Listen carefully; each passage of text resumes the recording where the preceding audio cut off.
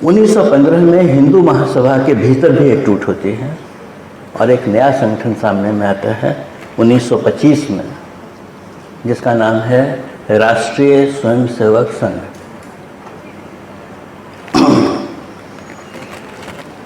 तो तीन चीज़ें सामने हमारे आ गई। एक तरफ मुस्लिम लीग है, एक तरफ हिंदू महासभा है, एक तरफ राष्ट्रीय स्वयंसेवक संघ है। अब हम इतिहास के अपने काफ़ी करीब आ रहे हैं। इन तीनों संगठनों में एक बात बिल्कुल समान है, जिसका कोई अपवाद नहीं है, कि इन तीनों संगठनों का कोई भी आदमी भारत की आज़ादी की लड़ाई में कभी भी शामिल नहीं हुआ।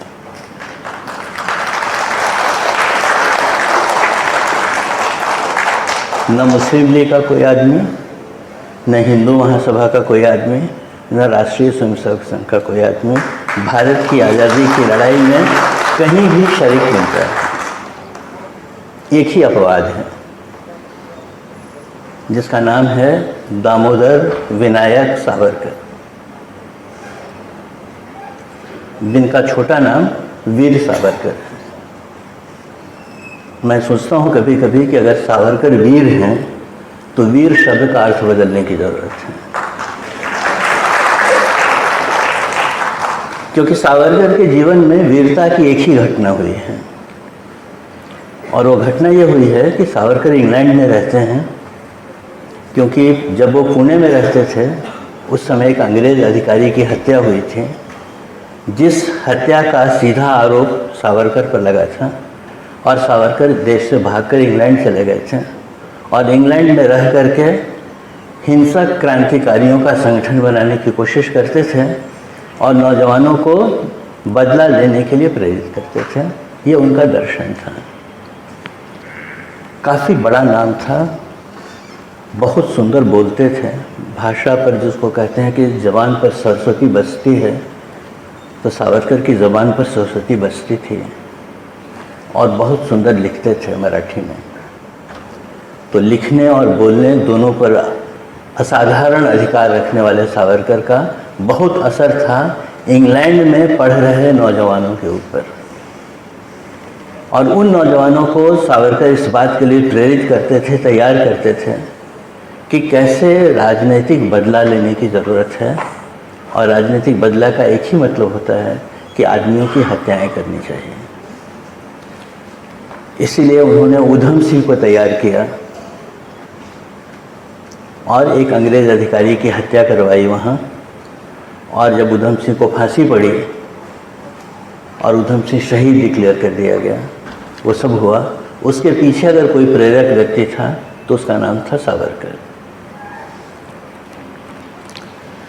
लेकिन ये जो हत्या यहाँ हुई थी पुणे में, जिसका आरोप सावरकर पर लगा था, उस हत्या का जजमेंट जब आया तो सीधे सावरकर को उसके लिए अपराधी ठहराया गया और कोर्ट ने आदेश दिया कि उनको इंग्लैंड से पकड़कर भारत लाया जाए और जेल में बंद कर दिया जाए। इसीलिए सावरकर को अरेस्ट किया गया इंग्लैंड में और पानी के जहाज़ से उनको भारत लाया गया। उस समय जब पानी का जहाज़ इंग्लैंड से भारत आता था तो फ्रांस की धरती के पास से गुजरता था जहाज़। सावरकर ने एक योजना बनाई कि जिस समय जहाज़ फ्रांस की धरती के पास से गुजरेगा उस समय मैं समुद्र में कूद जाऊंगा और भागकर फ्रांस की धरती पर चला जाऊंगा। और जो इंटरनेशनल डिप्लोमेटिक रिलेशंस हैं वो ये कहते हैं कि जब दूसरे की धरती पर आप चले जाते हो तो आप बगैर उस सरकार की परमिशन के उसको अरेस्ट नहीं कर सकते। इस कानून का फ़ायदा उठाने की योजना बनाकर सावरकर ने सोचा कि अगर मैं फ्रांस चला जाऊंगा तो बगैर फ्रांस सरकार की अनुमति के अंग्रेज़ मुझको गिरफ्तार नहीं कर पाएंगे और इस तरह से मैं बच जाऊंगा। और सच में उन्होंने ऐसा ही किया। जब जहाज़ फ्रांस की धरती के बिल्कुल नज़दीक से गुजर रहा था उस समय सावरकर समुद्र में कूद गए और कूदकर तैरते हुए फ्रांस की धरती पर पहुंच गए। उनके कूदने के पीछे ब्रिटिश फौजी मतलब पुलिस भी समुद्र में कूदी उनको पकड़ने के लिए, लेकिन सावरकर पहले फ्रांस की धरती पर पहुंच गए और जो गार्ड वहाँ खड़ा था उसको ये समझाने लगे कि मैं पॉलिटिकल एसाइलम लेना चाहता हूँ, मैं भारत से आया हूँ। लेकिन दुर्भाग्य सावरकर का ये हुआ कि फ्रांस का जो गार्ड था वो फ्रेंच भाषा के अलावा कुछ भी नहीं समझता था। तो ये अंग्रेजी में उसको अपनी बात समझा रहे थे। गार्ड समझ नहीं पाया कि वो क्या बोल रहे हैं, और तब तक ब्रिटिश लोग जो पानी में कूदे थे वो फौज पहुंच गई और उसने फिर से सावरकर को पकड़ करके जहाज पर वापस ले लिया। पूरे जीवन में सावरकर की बहादुरी नाम की चीज़ अगर कुछ होती है तो यही समुद्र में छलांग लगाने की थी, जो भी आधी ही सफल हुई, आधी विफल हो गई।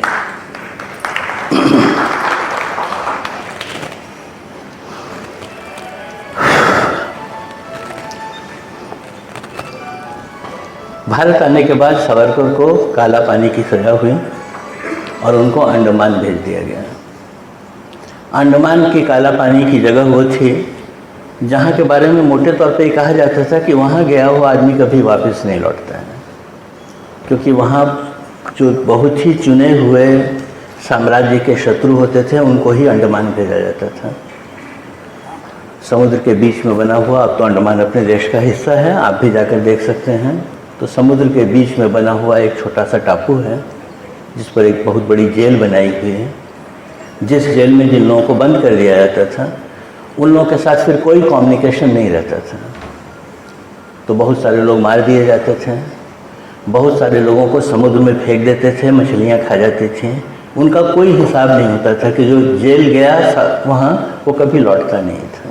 कुछ ही लोग हैं जो वहाँ गए भी और वापस लौटे। ऐसे लोगों में सावरकर भी एक हैं। सावरकर 1910 में अंडमान भेजे गए और 1921 में भारत वापस आ गए, यानी 10 साल की काला पानी की सजा सावरकर ने भुगती।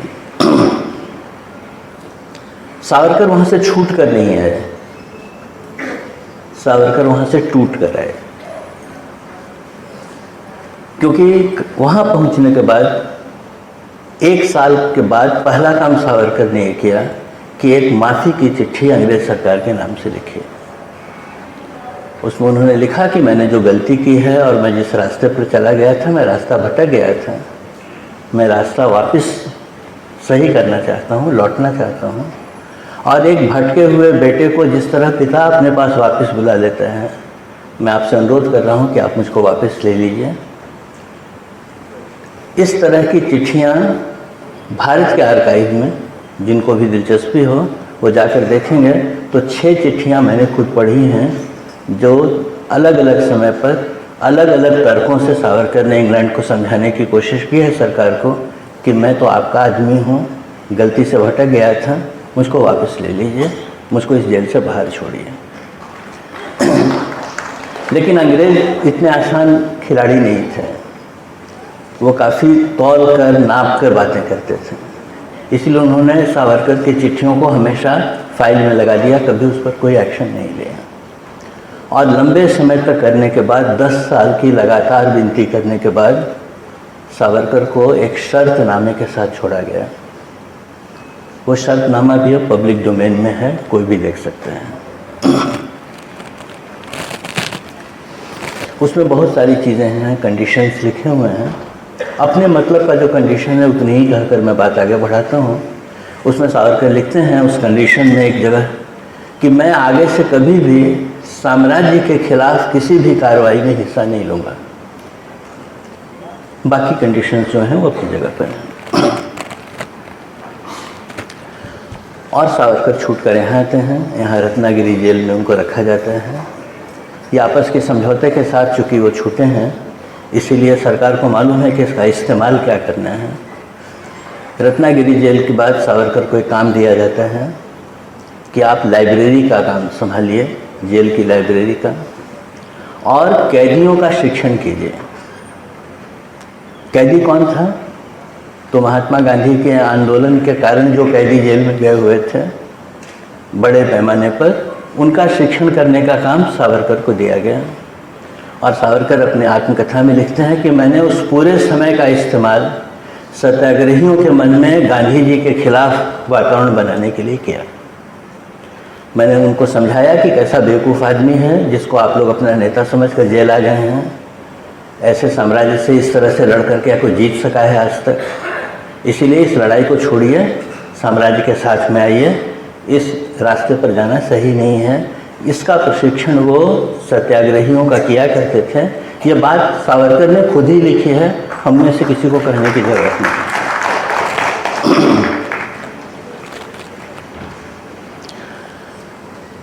सावरकर जो है वो बहुत ही ईमानदार आदमी है, इसीलिए जिस शर्तनामे पर उन्होंने दस्तखत किया है उसका पूरा पूरा पालन किया उन्होंने।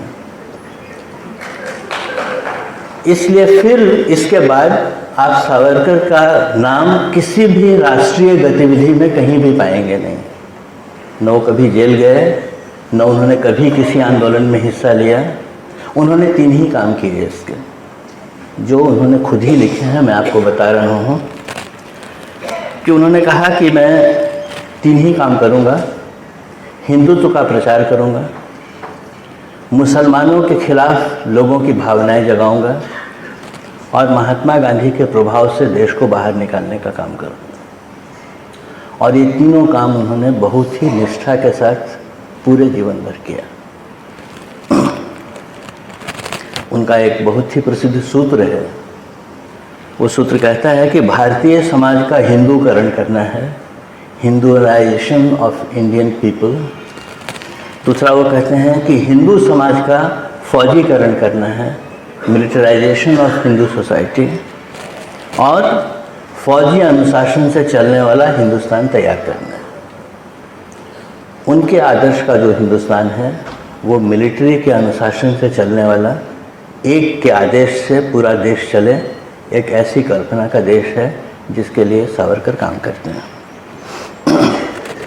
इसके आगे का जो इतिहास है वो हिंदू और मुसलमान संगठनों के आपस की घात प्रतिघात का इतिहास है।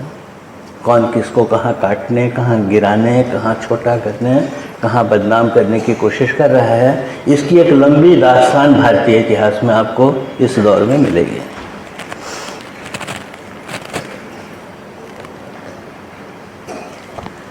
इस समय एक नया आदमी उभरता है हिंदुत्व के मंच पर, उसका नाम है गुरु गोलवलकर, जिन्होंने पहली बार इस हिंदुत्व की पूरी फिलॉसफी को एक किताब की शक्ल देकर प्रकाशित किया।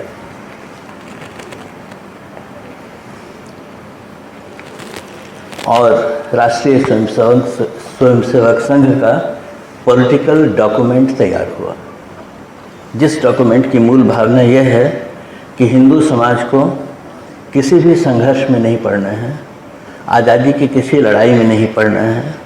हमको सिर्फ अपने समाज को संगठित और मजबूत करने का काम करना है। ये फिलॉसफी बनी राष्ट्रीय स्वयंसेवक संघ की। इसीलिए आज़ादी के किसी भी संघर्ष में अगर राष्ट्रीय स्वयंसेवक संघ की कोई भूमिका नहीं मिलती है, इसलिए नहीं मिलती है कि उनके जो सबसे बड़े व्यक्ति थे उन्होंने अपने संगठन का आदर्श ही ये बनाया था कि हमको किसी भी विवाद में पड़ना नहीं है, किसी भी लड़ाई में हिस्सा नहीं लेना है, सिर्फ अपने समाज को मजबूत करना है। 1973 में गोलवलकर का देहांत हुआ और बाला साहब देवरस राष्ट्रीय स्वयंसेवक संघ के प्रमुख बने 1973 में। 1974 में वो आंदोलन शुरू हुआ जिसका कल जिक्र मैंने आपसे किया था कि जिस आंदोलन से मैं निकला हूँ, संपूर्ण क्रांति का आंदोलन। जयप्रकाश नारायण जी के नेतृत्व में जो आंदोलन शुरू हुआ वो 1974 में शुरू हुआ। यही वो दौर था जब बाला साहब देवरस के सीधे संपर्क में मैं आया, क्योंकि बहुत सारे संगठन और बहुत सारी पार्टियां इस आंदोलन में शामिल थीं, जिन सब के साथ अलग अलग तरह से कोऑर्डिनेशन करना पड़ता था। तो संघ परिवार के साथ कोऑर्डिनेशन करने की कमेटी का एक मेंबर मैं भी था। तो बाला साहब के साथ सीधे भी और अलग अलग बैठकों में भी बातचीत करने का, रास्ता निकालने का, समन्वय करने का काम मैंने किया।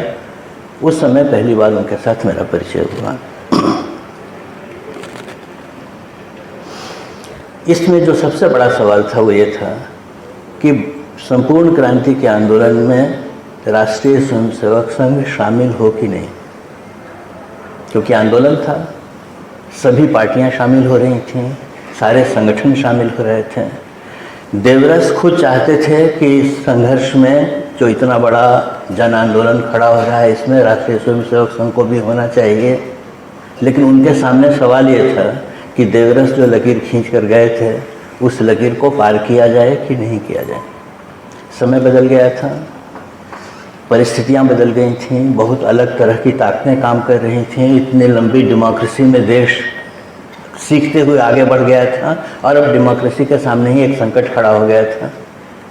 उस संकट से निपटने के लिए आंदोलन चल रहा था जिसमें सारे लोग शरीक हो रहे थे। राष्ट्रीय स्वयंसेवक संघ शरीक हो कि नहीं, ये सवाल था।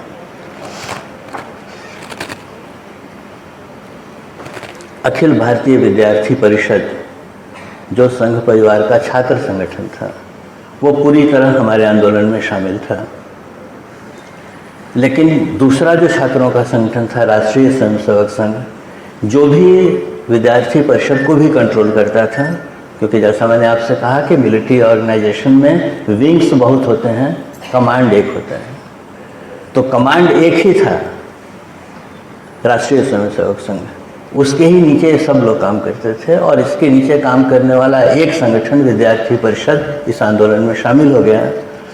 तो आरएसएस को ये तय करना था कि अब वो क्या करे। ये 74 की बात मैं आपसे कह रहा हूँ। 75 में भारत में इमरजेंसी लगी। इस पूरे एक साल तक देवरस ये विचार ही करते रहे कि हम शामिल हों कि नहीं इसमें, लेकिन वो कभी शामिल नहीं हुआ और 74 में इमरजेंसी लग गई। हम सभी लोग गिरफ्तार हुए, देवरस भी गिरफ्तार हुए। राष्ट्रीय स्वयंसेवक संघ के ऊपर सरकार ने प्रतिबंध लगा दिया और देवरस ने जेल में जाने के बाद सबसे पहला काम किया कि इंदिरा गांधी को एक चिट्ठी लिखी। आप देखिए इतिहास कैसे फिर से अपने को रिपीट कर रहा है।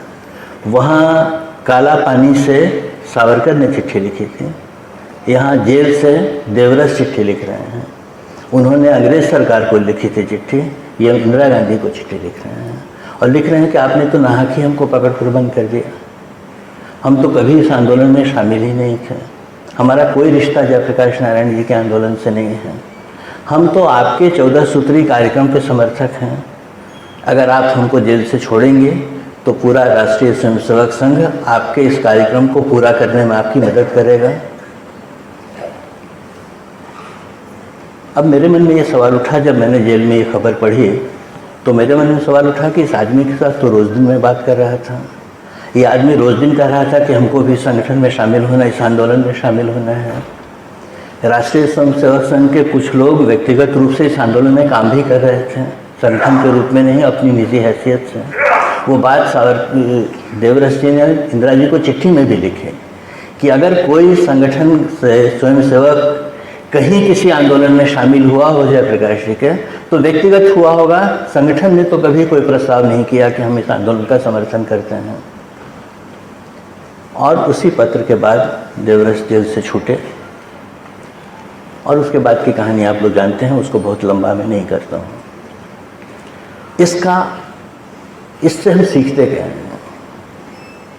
दुनिया भर में जितने भी फासिस्ट संगठन हैं उनका एक ही कैरेक्टर है, वो अपना संगठन का स्वरूप ऐसा बनाते हैं जिसमें आप उनको कहीं पिन पॉइंट नहीं कर सकते हैं। जैसे अगर आप समझना चाहें तो राष्ट्रीय स्वयंसेवक संघ का कोई सदस्यता पत्र नहीं है। जिस फॉर्म को भरकर आप राष्ट्रीय स्वयंसेवक के संघ के सदस्य बने, ऐसा कोई सदस्यता पत्र नहीं है।